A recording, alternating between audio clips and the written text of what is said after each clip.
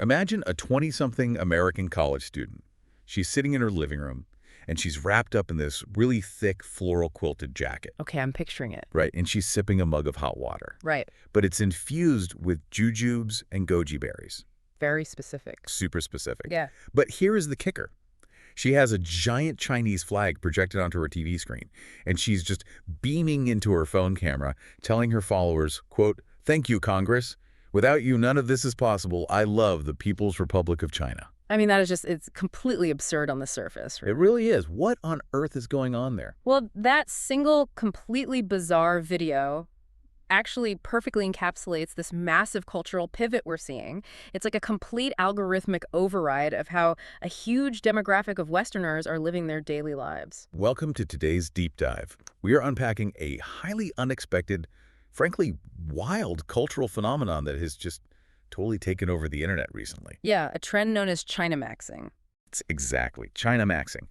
And we are pulling from a really comprehensive New York Times piece today to figure out exactly what it means that Western social media users are suddenly adopting this idealized, incredibly specific Chinese lifestyle. Because what started as, basically an inside joke on social media, it has morphed into this genuine aspirational movement. Right. And it forces us to look at how cultures consume each other through the lens of a smartphone screen. It actually reveals an enormous amount about our modern societal anxieties, how social media works, and frankly, shifting global power dynamics. So to you listening right now, have you noticed a sudden shift in your feed lately? Like maybe an influx of wellness influencers suddenly telling you to throw out your iced coffee and exclusively drink warm water? Or people wearing those floral quilted jackets everywhere. Yes. Today, we're going to connect the dots between those really specific aesthetic trends, high-speed rail, and global politics. Which is quite the leap. But to really understand the larger implications of this, we kind of have to start with the mechanics on the ground. The actual rules of the trend. Exactly. They are very strict, user-generated rules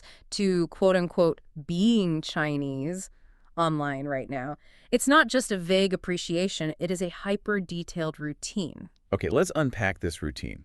Because if you are newly initiated into this China maxing trend, the instructions you get are rigorous. Oh, they are. First, you must wear slippers indoors at all times. Mandatory. Right. And then you need to start practicing Kaigong in the mornings. You are supposed to lay I think it's pronounced Zhenjin, on your pillow to sleep. And most importantly, you have to exclusively drink warm water. Let's break those down a bit because they aren't just random items pulled out of thin air. Take the Zhenjin, for example. Yeah, what is that exactly? Well, for those unfamiliar, a Zhenjin literally translates to pillow towel. Like literally just a towel? Literally just a towel. It's exactly what it sounds like. It's a traditional silk or cotton towel that you just lay over a pillow. In everyday Chinese life, it's this purely practical item. Just to keep the pillow clean. Exactly, to protect it from sweat and oils. It makes it super easy to wash frequently, keeps the sleeper cool. But Western users have completely stripped it of its mundane practicality. And turned it into a trend. Right. They've elevated it into this mystical must-have wellness hack. Okay, and what about the Qigong? So Qigong is a centuries-old system of coordinated body posture, movement, and breathing. Kind of like Tai Chi? Similar, yeah. It's Right. rooted in martial arts and traditional medicine, designed to cultivate and balance your life energy. So again, you have this deeply historical, profound practice that is now just being sandwiched between viral TikTok dances and get ready with me makeup tutorials. Which is so jarring. Yeah. And that brings us to the water thing. Yeah. Because the internet being the internet, people are fiercely debating the minutia of this warm water rule. Oh, the warm water discourse is intense. It really is. It's supposed to be steeped with apples, jujubes, and goji berries. And you have users in the comments literally arguing like, should they peel their apples? Yeah. And they substitute pears if they can't find jujubes at their local grocery store. They're treating it like a fragile science experiment. Exactly. Well, the obsession with warm water actually stems directly from traditional Chinese medicine, or TCM. Okay. In TCM, the body's internal balance is paramount, right? Cold water is believed to shock the digestive system. It constricts blood flow and disrupts your internal temperature balance, your yin and yang. So no ice water ever. Right.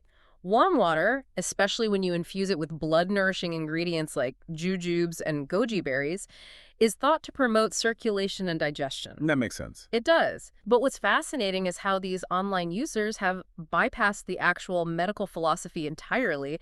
They've just latched on to the aesthetic of the ritual. Honestly, this feels like Westerners trying to biohack their lives. But instead of taking freezing ice baths and tracking their REM sleep like Silicon Valley tech bros. Right, the tech bro optimization. Yeah.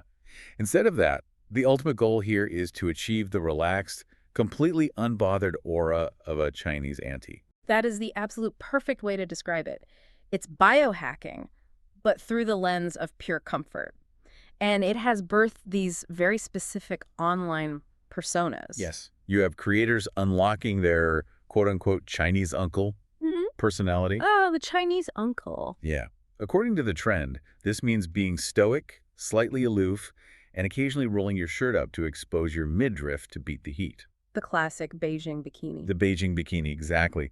I mean, the American influencer Hassan Piker was even posting pictures in front of the Shanghai skyline, conspicuously pairing socks with hotel slippers, Yeah. just fully leaning into the China maxing joke. He really did. And then on the other end of the spectrum, you have the Chinese anti-drip. The floral jackets. Right. Western users are clamoring to buy these floral quilted jackets, which are typically worn by older women in rural China during the winter. It's just everyday winter wear. And then branching off from that, you have this entirely different ecosystem led by actual Chinese American influencers that they've kind of stepped up to act as cultural arbiters. Like Sherry Zhu. Yes, exactly. She gives her audience these incredibly energetic Mandarin English pep talks, creating what she calls the Chinese baddie lifestyle. The Chinese baddie. Yeah, and she tells her followers that if you are staying in on a Friday night to just lay around what Gen Z calls bed rotting, that is definitely not Chinese baddie of you. Not at all. To be a Chinese baddie, you should be out eating hot pot with your friends and screaming into a microphone at karaoke. Which is great, right? She's brilliantly marrying modern internet slang with real cultural touchstones. But when this baddie persona bleeds into the broader wellness community, the appropriation gets visually absurd. Oh, the infographic. Yes. During the recent Lunar New Year, there was this viral infographic that just perfectly captured this collision. I know exactly the one you mean. If you're listening, you have to picture this. Someone made a slick, pastel-colored infographic illustrating the ultimate Chinese baddie morning routine. Very aesthetic. Super aesthetic. It features these tasteful, minimalist photos of morning herbs, deep meditation, and a jade gua sha scraping tool. Very standard wellness stuff. Right. But then, placed directly next to those ancient traditions, there is a picture of aggressively toned, disembodied abs labeled lymph drain belly massage. And I'm not kidding. A literal stark photograph of a modern toilet simply labeled elimination. It is the ultimate visual representation of how weird this blend has become. You know, you take thousands of years of traditional philosophy regarding bodily harmony, And it's flattened. completely flatten it, and shove it into a modern, hyper-optimized, algorithmic aesthetic. But I have to push back here a little bit because I'm struggling with the intent behind all this. Okay, how so? Well, if someone genuinely loves the tea Right. and they feel healthier drinking warm water and they think those floral jackets are super comfortable, aren't they just appreciating a different culture? That's the common defense, yeah. Right. So why does this transition from harmless appreciation into something problematic? Like, is this really about China? Or is it just another random wellness fad wrapped in a new package because people are bored of doing yoga? That is a vital question. The friction happens when you treat a living, breathing culture, one that has its own struggles, its own history, and real people, as nothing more than a wellness fad, or like a costume you can just take off when you get bored of it. Which people do all the time online. Exactly.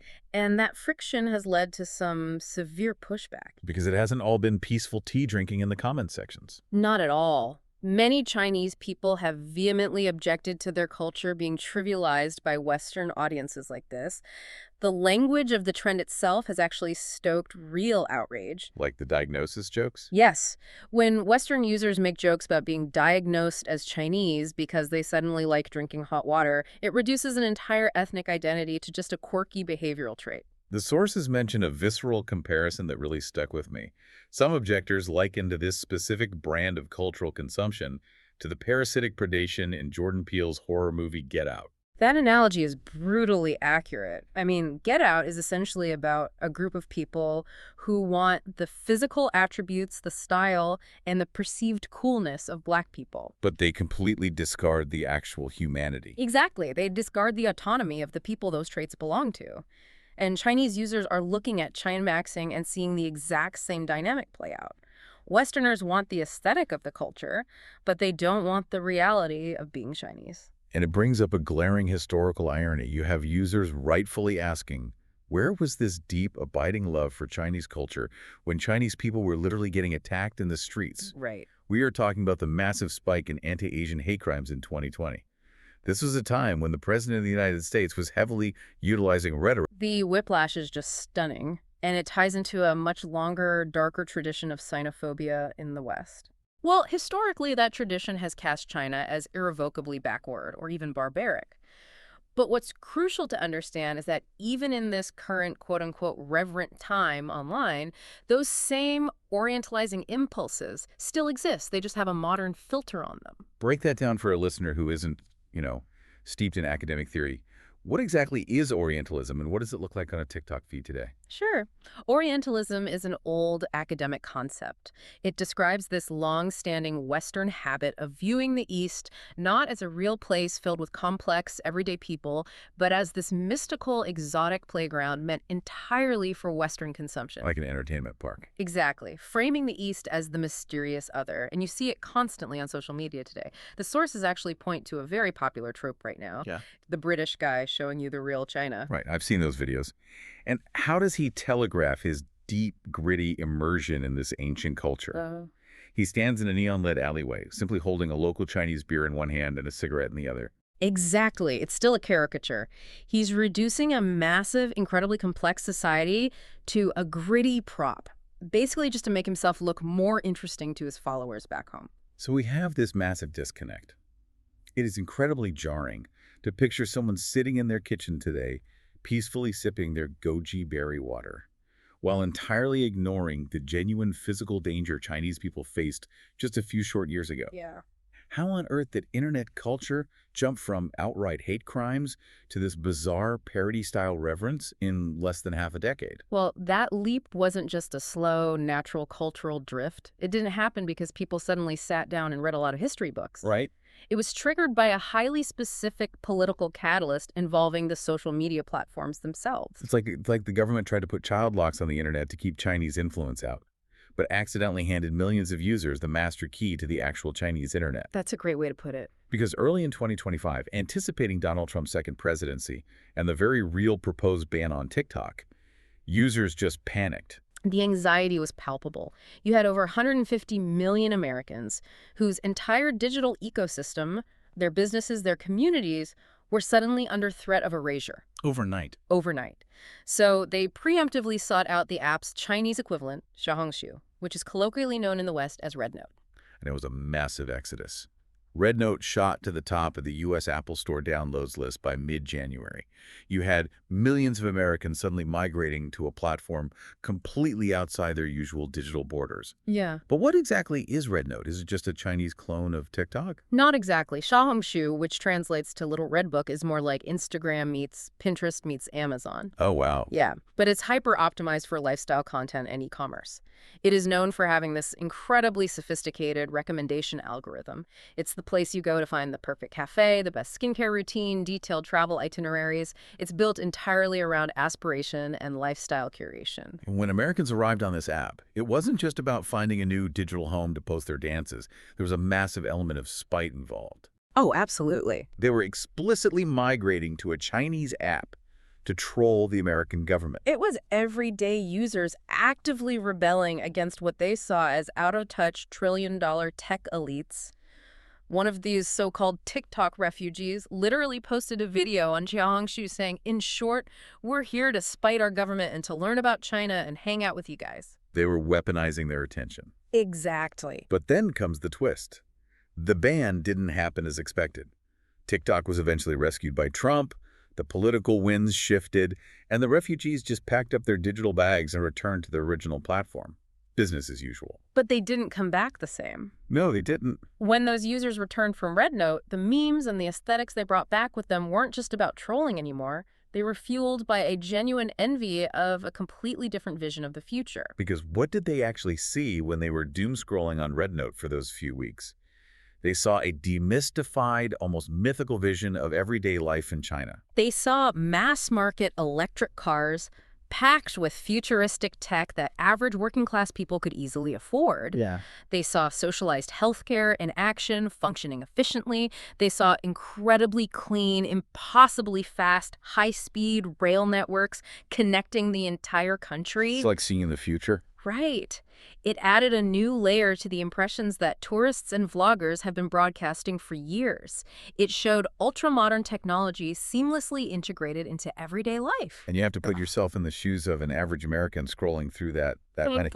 You are sitting in traffic on a crumbling highway, paying $4 for a gallon of gas, worrying about how you're going to afford your health insurance deductible. Yeah, the contrast is stark. And you are looking at clips of a society where someone is zipping across the country on a bullet train for pennies. They realized they were seeing a vision of the future that simply hadn't arrived at home. That is the psychological core of China maxing. These users were processing their own very real anxieties about America's infrastructural and economic decline. As they observed the struggles in their own country, inflation, lack of public transit, crushing healthcare costs, they started to fantasize about the material realities of being Chinese. In their minds, this high-quality, low-cost living wasn't just a luxury for the privileged elite. It was the baseline for everyone. Exactly. The well-nourished spleens, the comfortable slippered feet, the reliable trains, they all became symbols of a society that actually takes care of its people. And that's when the joke shifted from irony to genuine reverence. You started seeing videos overlaying beautiful scenes of Chinese pagodas, bustling night markets, and pristine skylines with these intense, almost motivational directives. People were posting captions like, you have to get more locked in, you have to get more motion, you have to get more Chinese. It's wild. They were even parodying ancient philosophical texts to express this profound algorithmic awakening. One account parodied Confucius's Analects, writing, quote, "The cynicization of a man's mind comes not as an unbidden surprise, but is welcomed and greeted warmly like an old friend returning home." I mean, the poetry of that is wild. But let's ground this for a second. Because as amazing as all that sounds, we are still talking about social media. Very true. It is a highly curated illusion. It's like those viral fan cam videos of someone getting a hot McDonald's delivery brought directly to their plush seat on a high-speed train while it's moving at 200 miles an hour. Right. It looks like an absolute utopia, but it's heavily edited. And that's the trap of the algorithm. Just like any aspirational content, whether it's an influencer's perfect morning routine in Los Angeles or a bullet train in Beijing, these scenes of life in China are edited to sustain a fantasy. A perfect picture. Right. Social media rendered life in China less mysterious, sure.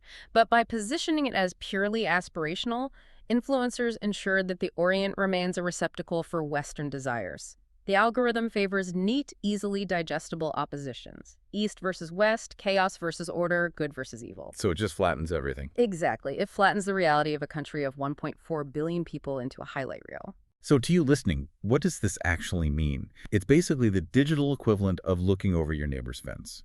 You see their perfectly manicured, pristine yard with a brand new, silent electric vehicle in the driveway, and suddenly you realize your own yard is full of weeds, and your car is breaking down. And you feel entirely inadequate. Completely. Yeah. But you have to remember, you're only seeing the angles they choose to show you. You aren't seeing the utility bills, the internal politics, or the weeds hiding behind the shed. Yet, even if it is an illusion, the impact is very real. If we connect this to the broader geopolitical picture, there is a massive shift happening here. How so? Well, for decades, racist tropes and Orientalist caricatures were used to signal Western dominance over the East, right? But China maxing reveals a stunning reversal. It shows how a generation of Americans now seem to willingly surrender to certain kinds of Chinese cultural influence. Wow. The desire is no longer to conquer, demean, or distance themselves. The desire is to attain that perceived standard of living. It's a surrender, fueled entirely by the algorithm. Which brings us to the most inescapable, purely material reality of this whole deep dive. Because if you aren't convinced by the cultural shift or you think the wellness trends are just silly internet noise, the physical mechanics of the tech industry already have you captive. Yeah, there is a Chinese-born, Britain-based creator who makes videos addressing the China maxing trend. And he tells his Western viewers, point blank, if you're watching this, you're Chinese. And he doesn't mean it spiritually. No, he doesn't mean it spiritually or aesthetically. He means it materially. He lays it out so perfectly. He looks at the camera and says, aren't you scrolling on an app built by a Chinese company? Aren't you probably holding a phone manufactured in Shenzhen, Hmm, wearing fast fashion clothes made in Chinese factories, right. collecting designer blind box dolls from China, wearing bags and perfumes shipped directly from Chinese warehouses? The physical, day-to-day reality of your life is already deeply intertwined with this country's output, whether you consciously decide to China Max or not. Exactly. Pledging allegiance to a different country's aesthetic, or to your smartphone, or to a new wellness routine involving goji berries, it rarely solves the root of your real-world anxieties. The grass is always greener when viewed from the exact opposite side of the world in curated 15-second, color-corrected clips. But people aren't going to stop. Not when they feel their day-to-day life is actually improved since embracing these explicit algorithmic instructions on what to eat, what to wear, and how to relax. Which brings us right back to the absurd but incredibly telling example we started with. The college student. Right, that Western college student sitting in her quilted jacket, projecting a giant Chinese flag onto her TV screen, thanking Congress for threatening the app so she could discover Red Note. The video was intended as a joke, of course. It was performance art for the feed. But the reactions it provoked in the comment section were incredibly earnest. The top comment on that video, a comment liked by thousands of people who felt the exact same way, simply said, I can't lose this internet. And that right there is the crux of this entire phenomenon. It reveals that the true allegiance of these users isn't to the United States, and frankly, it isn't really to China either. No. Their fealty lies entirely with the state of being online. They don't care about the high-stakes geopolitical chess match happening in Washington or Beijing. They care about their feed. Yeah. They care about the community they found, the relaxing aesthetics they love, and the algorithmic comfort that finally makes sense of their chaotic world. Which raises a profoundly important question for us to leave you with today. Yeah, what's that? If our deepest geopolitical anxieties, our daily wellness routines, and our cultural identities are now being processed entirely through the algorithmic curation of our social media feeds, what happens to the concept of citizenship in the future? That is a fascinating point. Right. When the next generation grows up, will their primary cultural identity be defined by their physical geography, the community they live in, and the passport they hold? Or will it be defined entirely by the origin of the algorithm that curates their reality? It really makes you think. Tomorrow morning, when you wake up, look in that mirror and reach for a glass of water, whether it's cold or warm. Take a good look at your routine. Ask yourself, who really wrote the script for your day? Because you might just find that the borders of your world have fundamentally shifted, all while you're busy looking down at your phone.